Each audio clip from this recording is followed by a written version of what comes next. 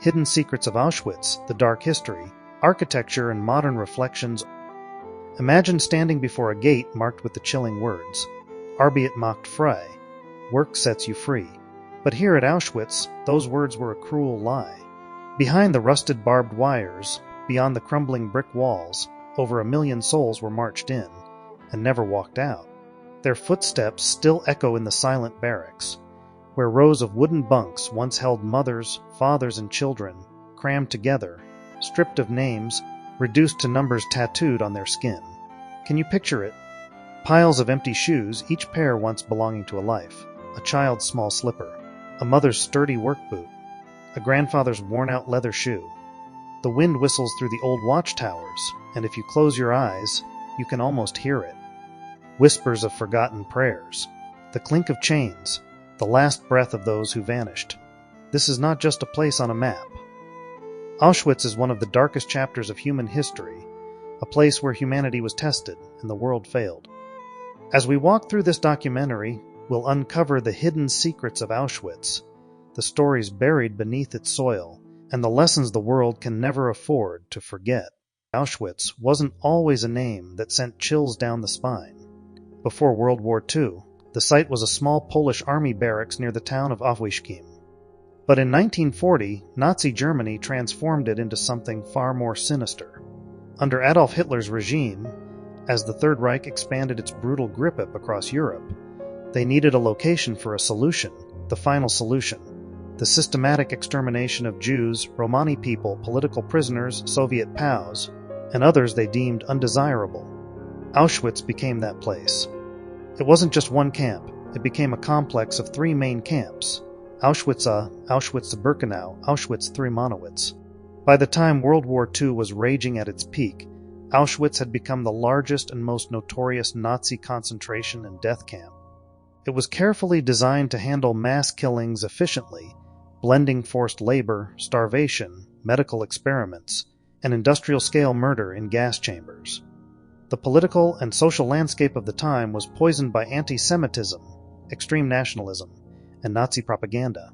Hitler's government promoted a vision of a racially pure Germany, blaming Jews and minorities for Germany's economic woes and political instability after World War I. As the Nazi Empire spread across Europe, millions were rounded up, deported by train, and crammed into Auschwitz. The war wasn't just being fought on battlefields, it was being waged inside camps, on human bodies, against innocent civilians. By the end of the war, over 1.1 million people had been murdered in Auschwitz, most of them Jews. But it wasn't just numbers, it was human faces, families, dreams, entire futures wiped out. When you step onto the grounds of Auschwitz, it feels like time has frozen, yet every brick, every fence, every path holds stories of unspeakable horror. Auschwitz I, the original camp, was a former Polish military base. Here, brick barracks lined in rows became the holding places for political prisoners and early inmates. Surrounded by double rows of electrified barbed wire and guarded by watchtowers, the camp was engineered for control, surveillance, and terror. Inside, the barracks were divided into overcrowded rooms, with 3-tiered wooden bunks crammed tightly together. Hundreds of people slept on hard wooden planks, packed like cattle, with barely enough space to breathe. But it was Auschwitz II-Birkenau that turned the camp into a symbol of industrialized death. Spread over 140 hectares, Birkenau held massive wooden barracks, long stretches of railway tracks, and most chillingly, gas chambers and crematoriums. Trains arrived directly at a special platform, known as the Judenramp, where Nazi officers performed selections, deciding who would live for forced labor and who would be sent immediately to the gas chambers. The gas chambers themselves were concrete structures disguised as shower rooms. Victims were led inside, often under the false belief they were being disinfected, and once the doors closed, deadly Zyklon B pellets were released. In just minutes, thousands could be killed. Their bodies were then moved to crematoriums, vast ovens designed to burn corpses day and night. Auschwitz-III-Monowitz, the labor camp, was built near industrial factories like IG Farben, where prisoners worked under brutal conditions to produce synthetic rubber and fuel for the Nazi war machine. The materials used in Auschwitz were cold and utilitarian: brick, concrete, steel, barbed wire, all selected for durability and efficiency. But behind the engineering was a chilling reality. These were tools of genocide. The railway tracks that cut through Birkenau are perhaps the most haunting visual today.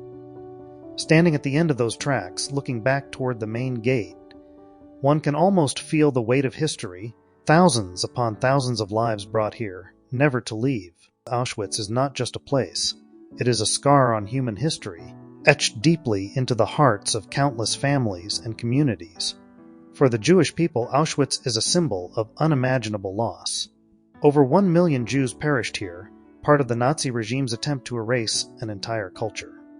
Families were torn apart, parents separated from children, husbands from wives, grandparents from grandchildren, many never reunited.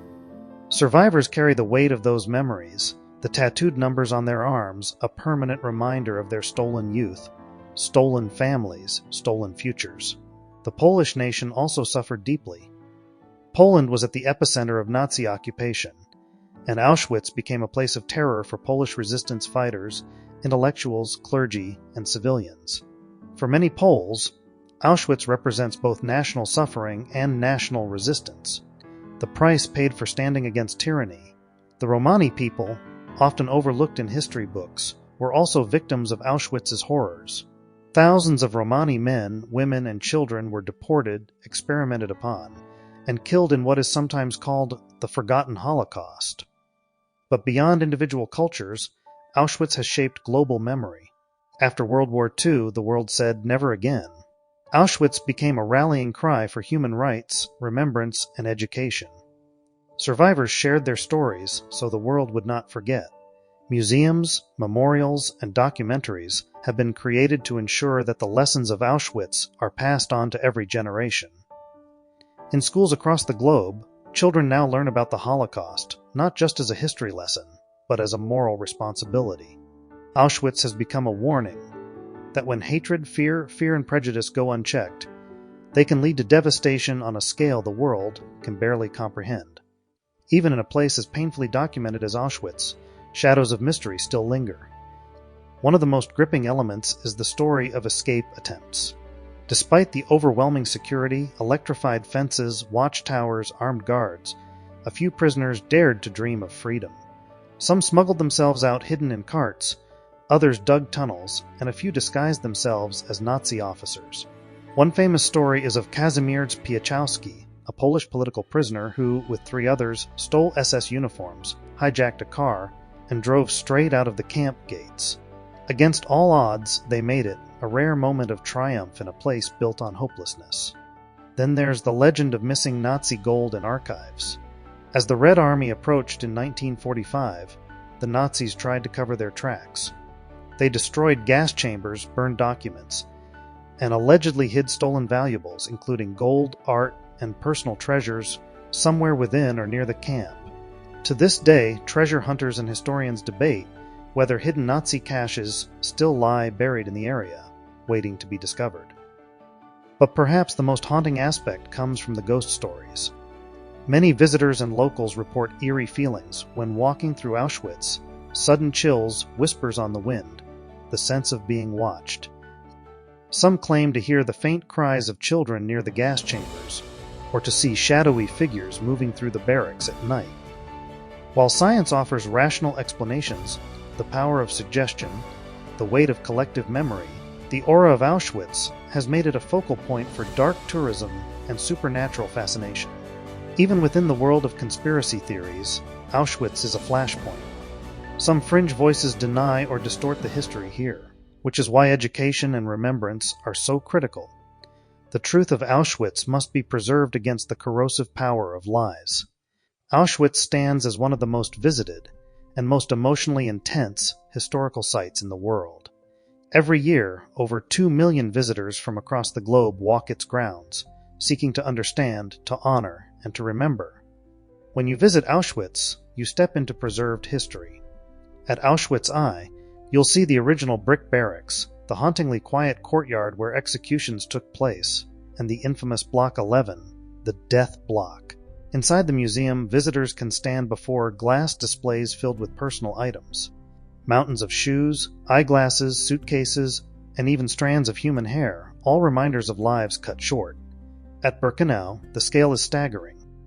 You'll walk along the railway tracks that once carried people to their deaths, stand before the skeletal remains of the gas chambers and crematoriums, and gaze across vast fields lined with crumbling wooden barracks. The best time to visit is often in the spring or autumn, when crowds are smaller and the weather is mild. Guided tours, available in many languages, are highly recommended. Expert guides provide context, stories, and reflections that make the experience far deeper than wandering alone. There are also annual events like the March of the Living, where thousands walk from Auschwitz to Birkenau to honor Holocaust victims. Visitors are reminded to behave with deep respect. This is not a typical tourist attraction. Photography is allowed in some areas, but silence is encouraged. It's a place for reflection, not selfies. Over the years, world leaders, celebrities, survivors, and their descendants have visited Auschwitz. Figures like Barack Obama, Angela Merkel, Pope John Paul II, and Holocaust survivors themselves have stood here, reminding the world of Auschwitz's global importance. It's more than a memorial. It's a lesson to humanity that we must never forget. As we come to the end of this journey, I invite you to pause and reflect. Would you walk through the gates of Auschwitz, knowing the weight of the history waiting for you inside? If you stood on those railway tracks, gazing at the silent barracks, what would you hope to learn? Would you seek the faces behind the numbers, the names behind the statistics? Would you try to feel the voices that still echo among the ruins? Do you believe the past still whispers here, not as ghost stories, but as a living reminder to us all? We want to hear from you. Would you ever visit Auschwitz? What questions would you carry with you? What emotions do you think you'd experience, standing where so many lives were lost? Share your thoughts in the comments below. And remember, every time we tell these stories, we honor those who cannot speak for themselves.